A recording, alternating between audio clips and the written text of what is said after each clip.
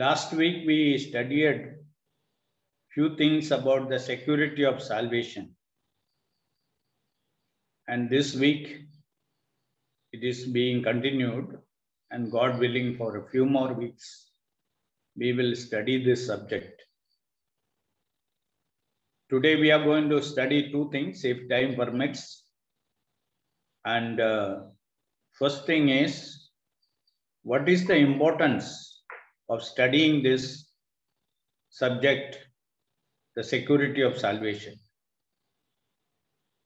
उद्धार का बारे में, उद्धार का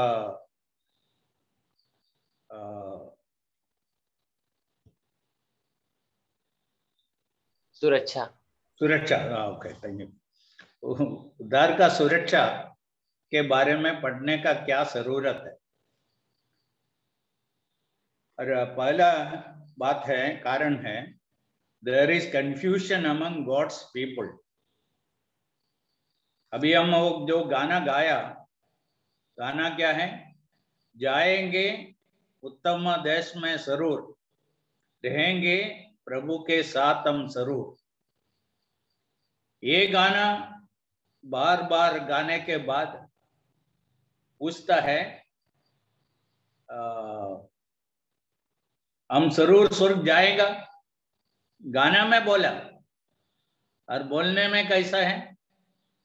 इतना पक्का हम कैसा बोल सकता है? ऐसा लोग पूछते हैं। So there is a lot of confusion. The confusion is this: some people teach that salvation it is after receiving Christ, how you lived in this world. If you live carefully, then only you will go. They may quote some Bible verses also. So most of the time it is out of context. Then there is another group. We belong to that group. We believe that if you are saved, really saved, that's a one-time experience.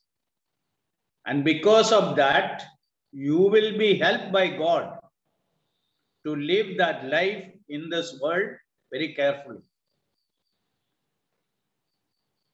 God helps us after salvation, after receiving Jesus as our Savior. God helps us, Holy Spirit helps us to live very carefully in this life. And salvation is a free gift. Only by faith, by putting our faith in the Lord Jesus Christ, we are saved. But the rewards in heaven. When people confuse these two things, salvation and reward. Salvation is a gift of God. We don't have to do anything other than believing in the Lord, trusting, receiving that salvation. But rewards in heaven is based on the quality of life you lived after your salvation. ये दोनों विश्वासियों को बराबर समझने का है। उद्धार पाना एक ही बार प्रभु को स्वीकार करने से ईश्वर का एक कृपादान है। ये it is a gift. whereas स्वर्ग में प्रतिफल, इनाम, उद्धार के बाद, तारण पाने के बाद हम दुनिया में कैसा जिया, इसके आधार पर है। उद्धार पाने के बाद प्रभु का आत्मा हमें सिखाता है, समझाता है, हमारा अगुवाई करता है, हमारा मदद करता है, कैसा इस दुनिया में एक विश्वासी जीना। यदि एक व्यक्ति पवित्र आत्मा का आवाज सुन के जीना चाहते हैं, तो उसके लिए आत्मिक जीवन जीना इतना कठिन नहीं है। इसलिए एक सच्चा विश्वासी विश्वास के बाद उसके अनुसार जीवन बिताएंगे। But there is lot of confusion. Today we can say believers are divided into two groups. One group is teaching salvation can be lost. And they teach there are many steps to reach heaven. For example, generally what they teach, believing in the Lord Jesus Christ, then baptism, then receiving the Holy Spirit, perfection of life. Then only you will reach heaven. That is what they teach. Whereas the Bible says very clearly that that salvation itself is eternal salvation. We'll read one verse, Hebrews 5 verse 9.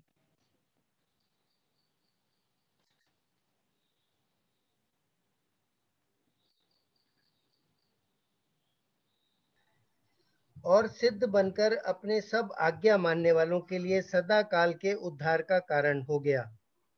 सदा काल का उद्धार, ये उद्धार सदा काल का है, इटर्नल सैल्वेशन। यूहन्ना 3:16 हम सब जानते हैं अच्छी तरह। उधर क्या लिखा है? परमेश्वर ने जगत को इतना प्रेम किया, अपना एकलौता पुत्र दे दिया, ताकि जो कोई उन पर विश्वास करे वे नाश न हो, परंतु अनंत जीवन। अनंत जीवन, अनंत जीवन का अर्थ क्या है? सर्वदा रहने वाला जीवन। अनंत काल का तारण, इसका अर्थ क्या है? सदा सर्वदा रहने वाला तारण। इसलिए जो तारण उद्धार के समय में, वो जो उद्धार जब हम विश्वास किया हमको मिला है, वो अनंत काल का तारण। फिर लोग हमारे सामने कुछ कलम लेके आएंगे, वो थोड़ा सीमित समय में हम देखेंगे। Matthew 24:13 24:13।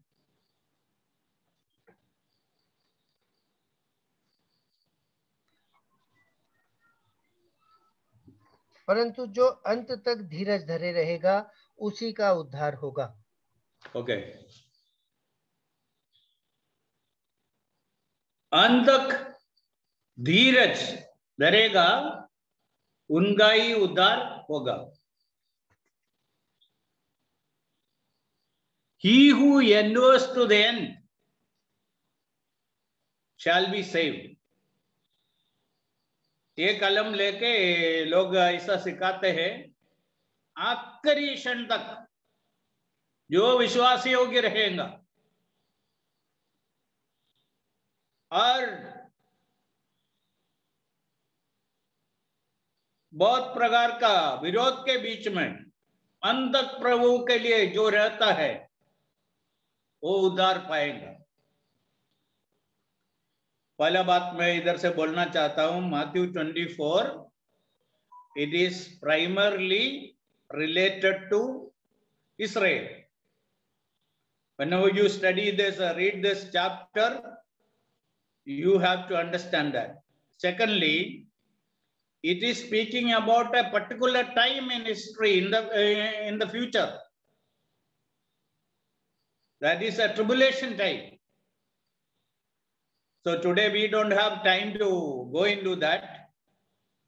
And still I like to show you few verses from this chapter.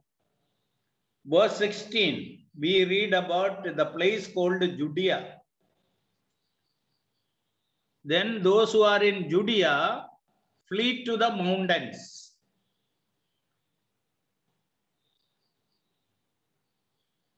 तब जो यहूदिया में हो वे पहाड़ों पर भाग जाए।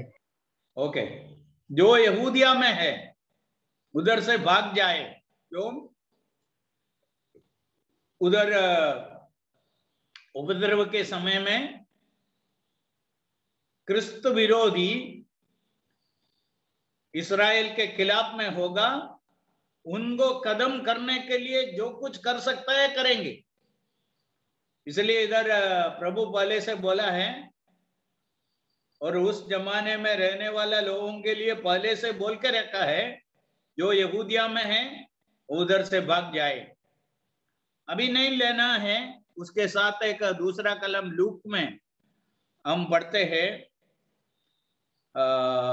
लूक 21 का 20 में लिखा है, जो यरूशलेम में है वो भाग जाए। इसलिए यरूशलेम जुडिया सब उनका मेन अटैक का जगह होगा और बॉम्बिंग होगा। इसलिए उधर से लोगों को बोला है भाग जाने का, ऐसा बोला है। इसलिए इस्राएल के साथ जोड़ा हुआ है, ये बताने के लिए मैं दूसरा रेफरेंस इस अध्याय में देख लीजिए, वर्स 20।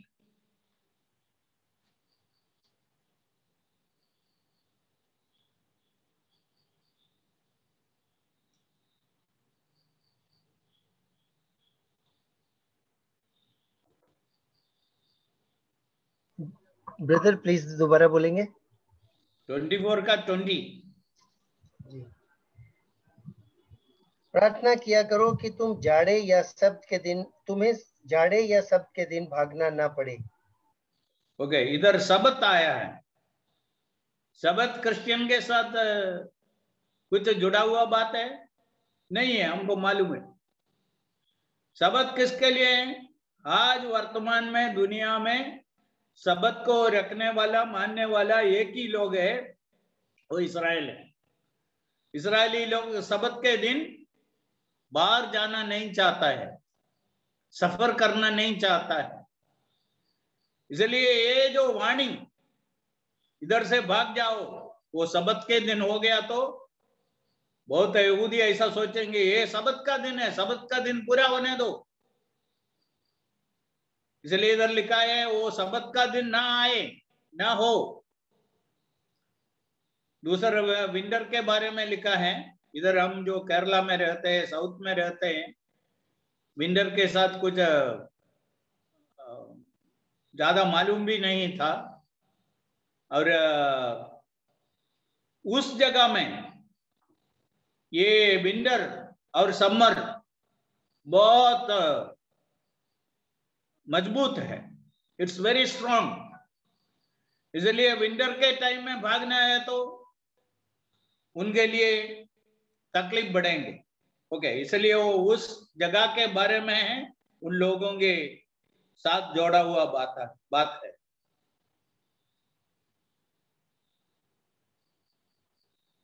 और उसका 23 और 26 देखिए। उस समय यदि कोई तुमसे कहे देखो मसीह यहाँ है या वहाँ है तो विश्वास न करना। 26।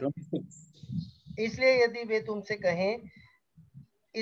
वे तुमसे कहें देखो वह जंगल में है तो बाहर ना निकल जाना, या देखो वह कोठरियों में है तो विश्वास ना करना।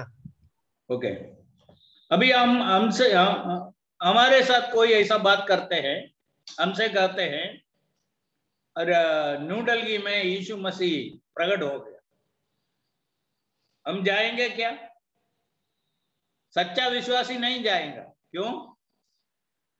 आज वर्तमान में दुनिया में जो लोग हैं, उन लोग स्वर्ग से उतर के हमें स्वर्ग में लेके जाने के लिए, हमें उनके पास ले जाने के लिए आने वाला एक मसीहा का इंतजार कर रहा है, एक प्रभु का इंतजार कर रहा है।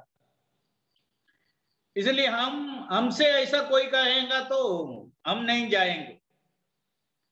पर यहूदी लोग, उस जमाने का विश्वासी लोग, उन लोग पृथ्वी में आने वाला एक प्रभु के, एक मसीहा का इंतजार कर रहा है।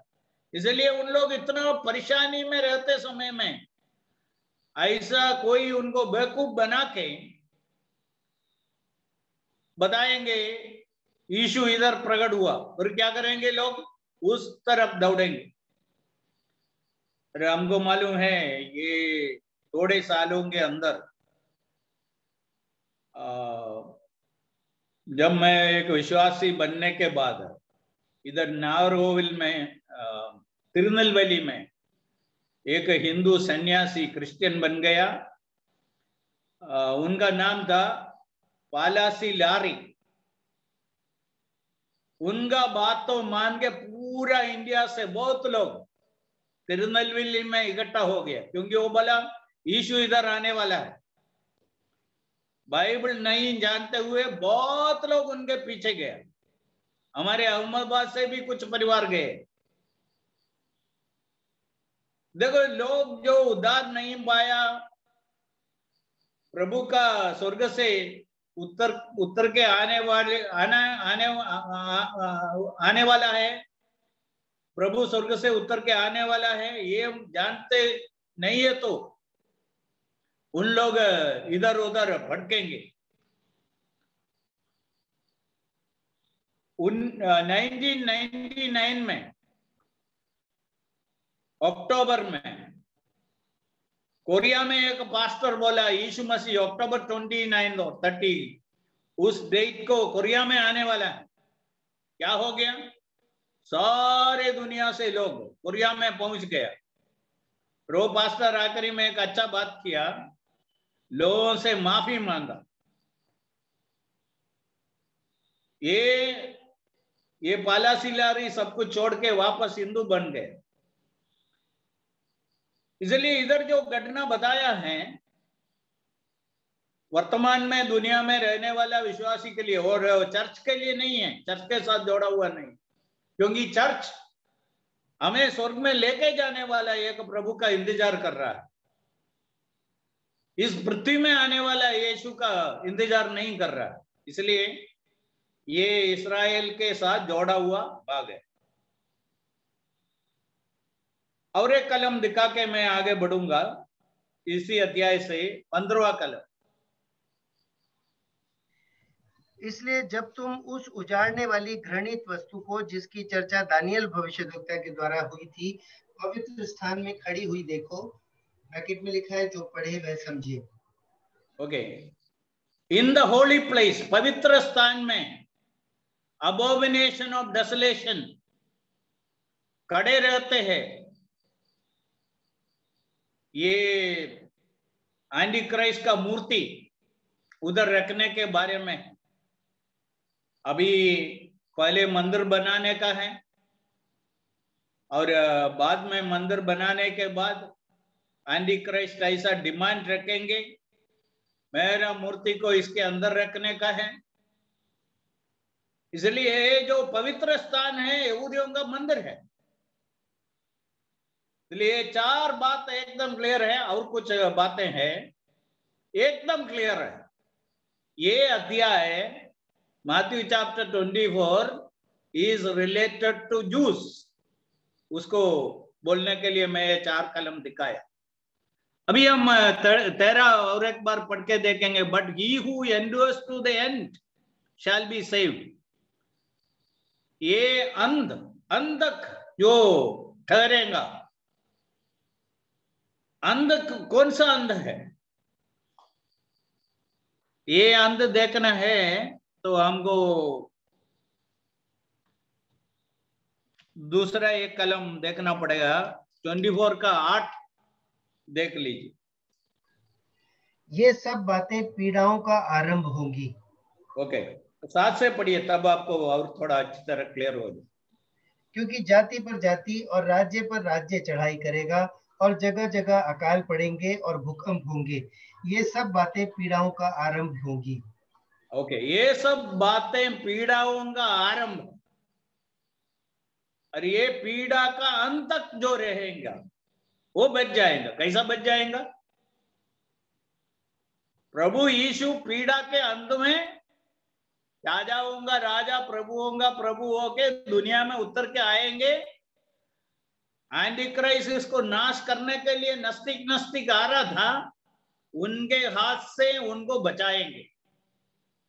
इसलिए इधर जो उद्धार जो बता रहा है, उस जमाने में पीड़ा के समय में रहने वाले यहूदियों के लिए ये समझने का है। फिर ये कलम को लेके बहुत लोग क्या सिखाते हैं? He who endures to the end shall be saved. आप आखिरी क्षण तक विश्वास के लिए पकड़ के रहेगा तो आप उद्धार पाएंगे, स्वर्ग में पहुंच जाएंगे। इसलिए मैं बोला, there is lot of confusion. This verse is taken to teach that salvation can be lost. Another verse which we often hear people quoting to say that salvation can be lost is Revelation chapter 2 verse 10. Revelation 2 verse 10.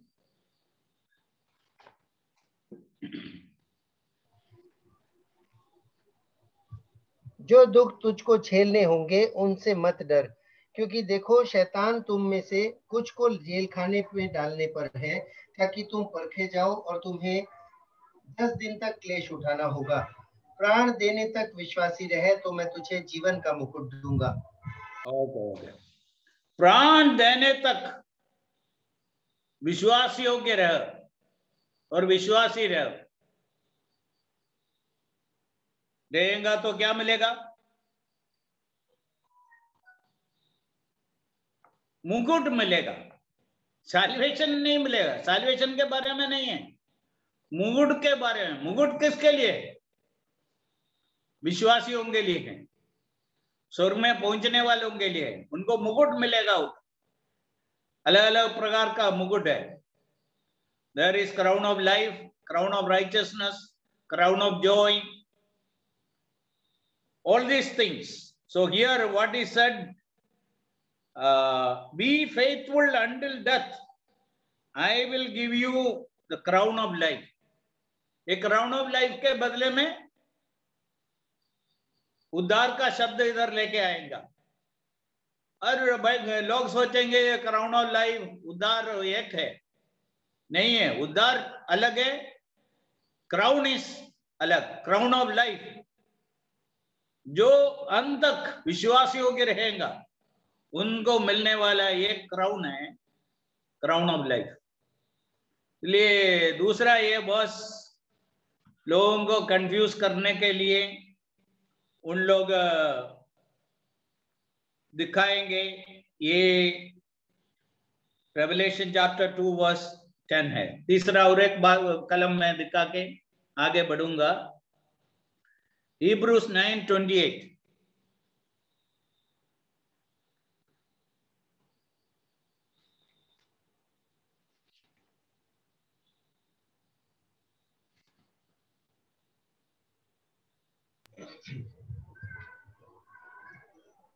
वैसे ही मसीह भी बहुतों के पापों को उठा लेने के लिए एक बार बलिदान हुआ, और जो लोग उसकी बाट जोते हैं उनके उद्धार। आपका आवाज बराबर नहीं आ रहा है अभी। वैसे ही मसीह भी बहुतों के पापों को उठा लेने के लिए एक ही बार बलिदान हुआ, और जो लोग उसकी बाट जोते हैं उनके उद्धार के लिए दूसरी बार बिना पाप उठाए हुए दिखाई देगा। Okay. Those who eagerly wait for him, he will appear the second time for their salvation. Those who eagerly wait for him. लोग क्या सिखाते हैं? Only those who wait for him will be going to receive him in the mid-air. अभी ऐसा है तो अभी तक मरे हुए विश्वासियों का क्या हालत है?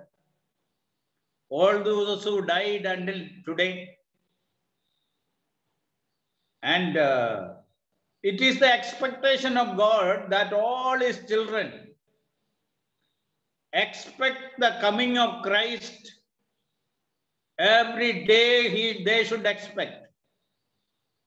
हम हर दिन यीशु मसीह का आगमन का प्रतीक्षा रखना है। आज एक प्रभु का दास बोल रहा था,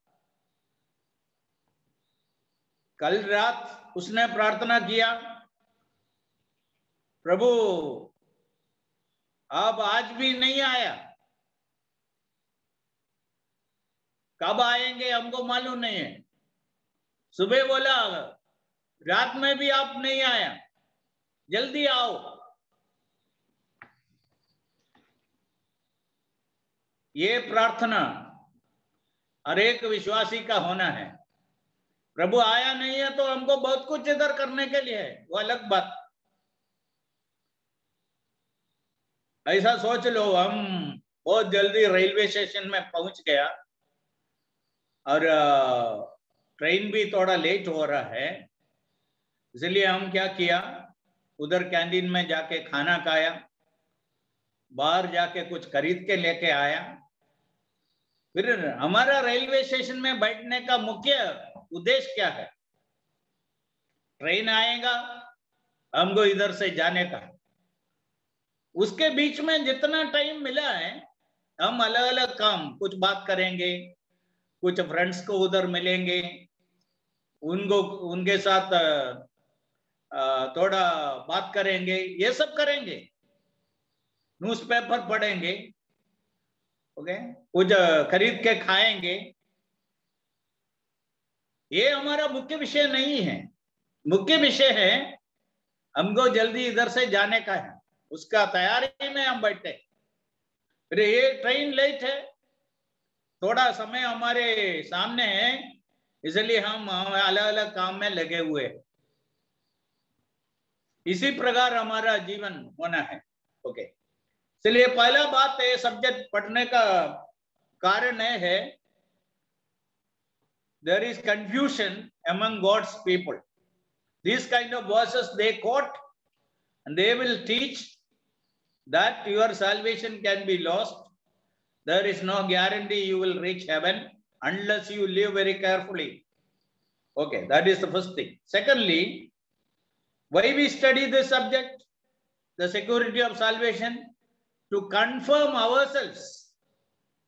So there is confusion in the world. Secondly, we have to confirm ourselves. हम दुनिया में बहुत बातों में कंफर्मेशन करते हैं। एग्जाम दिया और उसका रिजल्ट आया, पास हो गया नहीं हो गया, हमको कंफर्म करना है। और जैसा मैं बोला, ट्रेन में बैठ गया, हम बीच में सोया भी है, फिर भी कहाँ में ट्रेन पहुंच गया, हमारे डेस्टिनेशन में जहां हमको उतरना है उधर पहुंच जाए या नहीं है, इसके कंफर्मेशन हमको चाहिए। और कहाँ भी एडमिशन लेना चाहता था, एडमिशन मिला है नहीं मिला है, इंटरव्यू में पास हो गया है नहीं पास हो गया है, ये सब हमारे लिए इंपॉर्टेंट है। तो हम उद्धार पाया है नहीं पाया,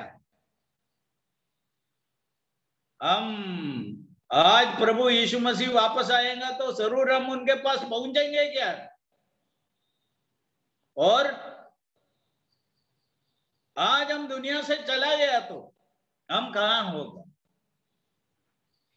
सो we have to confirm ourselves. ये उद्धार नष्ट हो जाएंगे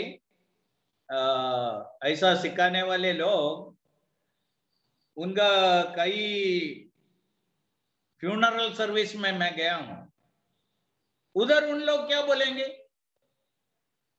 उनके रिश्तेदारों को देख के बोलेंगे, आप दुखित मत हो क्योंकि आपका पापा प्रभु के पास पहुंच गया है।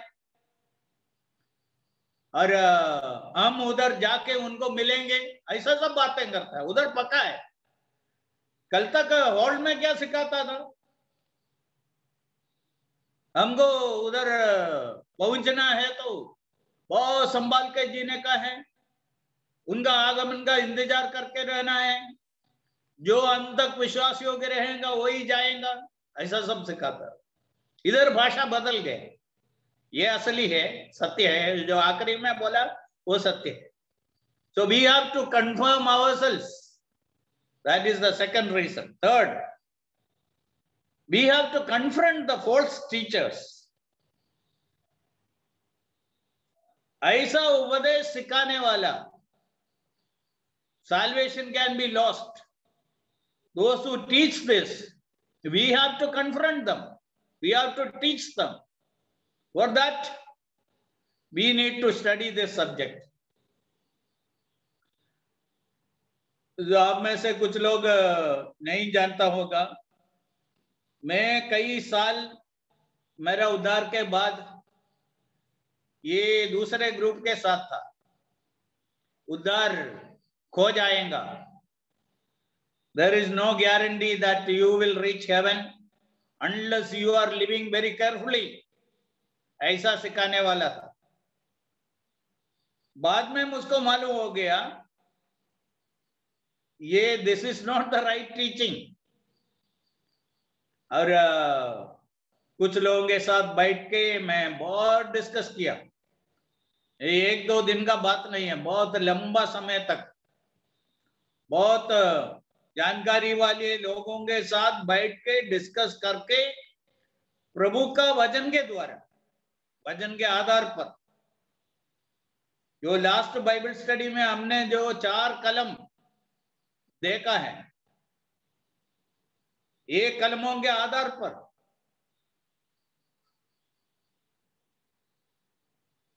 मेरा सोचना बदल दिया और मैं समझ लिया ये उधार एक ही बार हमेशा के लिए हमको मिला है. आखिरी बात है, we have to teach our believers correctly. Correct teaching should be given to our believers. India में एक फेमस टीचर, बाइबल टीचर ऐसा सिखाता है, once saved doesn't mean always saved. वो बार बार ऐसा कहते हैं, once saved doesn't mean always saved. Once joined in the army, does it mean that you are always part of the army? Or you have to renew every year? No, there is nothing like that. Once you joined in the army, that day finally when you signed on some papers, as per their request, you became part of the Indian army.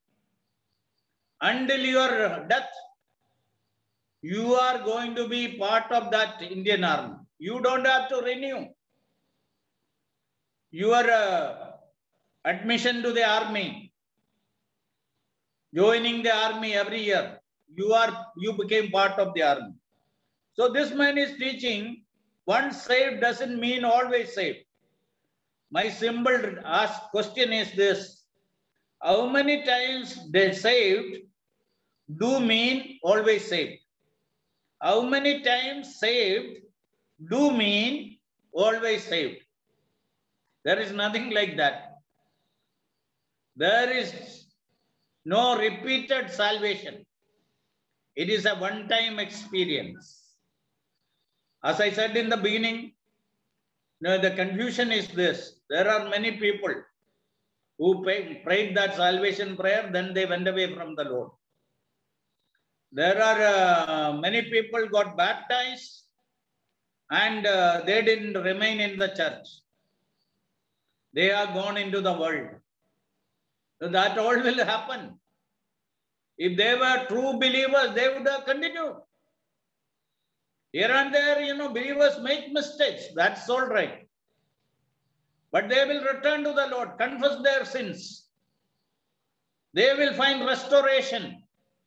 They will continue with the Lord. So that is very important. So we have to give the correct teaching to our believers. As I said, last time, one question I have heard in the youth meeting is this: how can I know I am saved? And many youth meetings, I heard this question. It will be one of the questions. How can I know I am saved? What is the answer? Last week I have shown you these 3 verses.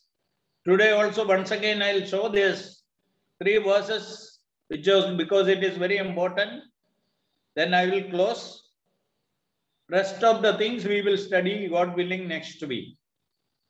So 3 verses, important verses. First one, John 1:12. As many as received him, to them God gave the right to become the children of God. परंतु जिन्होंने He was in prison. This Ethiopian jailer asked him this question. Sorry, a Philippine jailer asked him this question. What should I do to be saved? Paul did not say number 1, 2, 3, 4. No, nothing like that. Acts chapter 16. Paul said, believe in the Lord Jesus Christ, you shall be saved. And Romans 10, verse 9, it is very clear. If you confess with your mouth that Jesus is the Lord and believe that God has raised him from the dead, you will be saved. So that is the word of God. It is not any man's word. Word of God says, unchangeable. Word of God says that you can be saved by believing in the Lord Jesus Christ, confessing that Jesus is the Lord. You can be saved. So Bible certifies if a person honestly, sincerely believed in the Lord Jesus Christ, he is saved. Okay. Second, Romans 8:16. थोड़ा हिंदी में पढ़िए. आत्मा आप ही हमारी आत्मा के साथ गवाही देता है कि हम परमेश्वर की संतान हैं. Okay, the Holy Spirit is witnessing to our spirit that we are the children of God. ये उद्धार के बाद होता है. पवित्र आत्मा अंदर आने के बाद पवित्र आत्मा हमारे आत्मा से कहते हैं हम ईश्वर का संतान हैं. इसके पहले पवित्र आत्मा क्या कर रहा था? यूहन्ना 16:8 थोड़ा पढ़िए.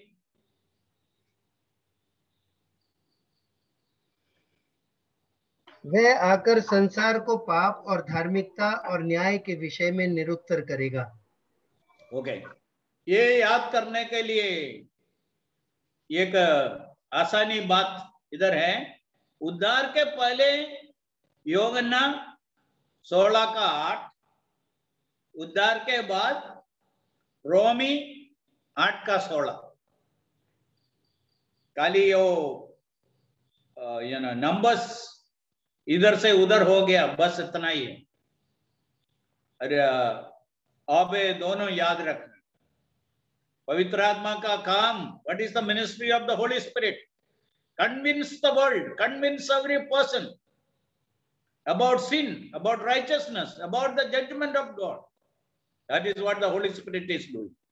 Once a person is convinced and he accepted Christ as his Savior, the Holy Spirit will tell him, you are the child of God. Be careful in this world.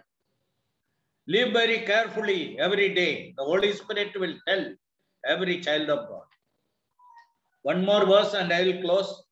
This is the third verse to know that I am a child of God. 2 Corinthians 5:17.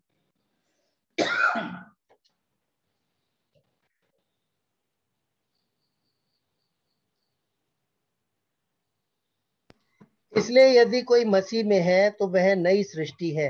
पुरानी बातें बीत गई हैं, देखो सब बातें नई हो गई हैं. Okay. If any man be in Christ, he is a new creation. All things have passed away. Behold, everything becomes new.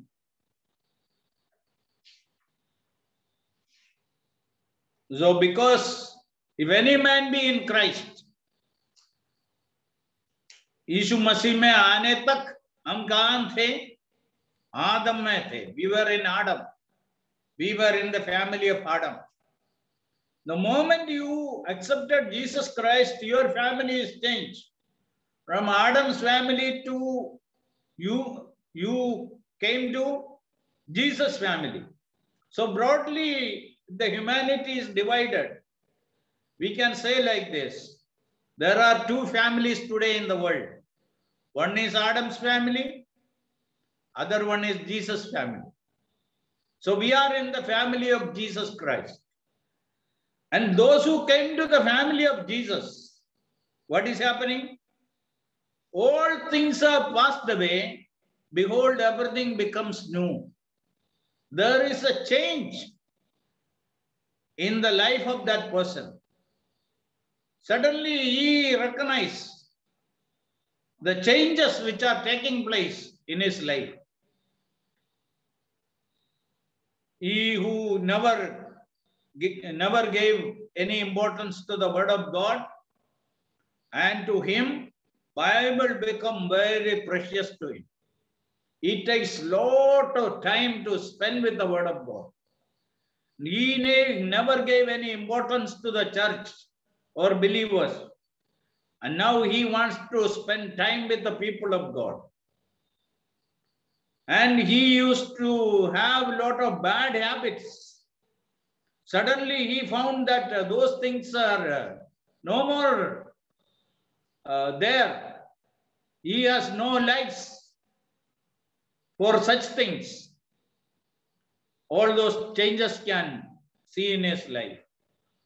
So how can I know that I am a child of God? How can I know that I am saved? God certifies, Holy Spirit testifies. Third is transformed life, the changes in our life. Jesus became very precious to us. Bible became very precious to us. Believers became very precious to us.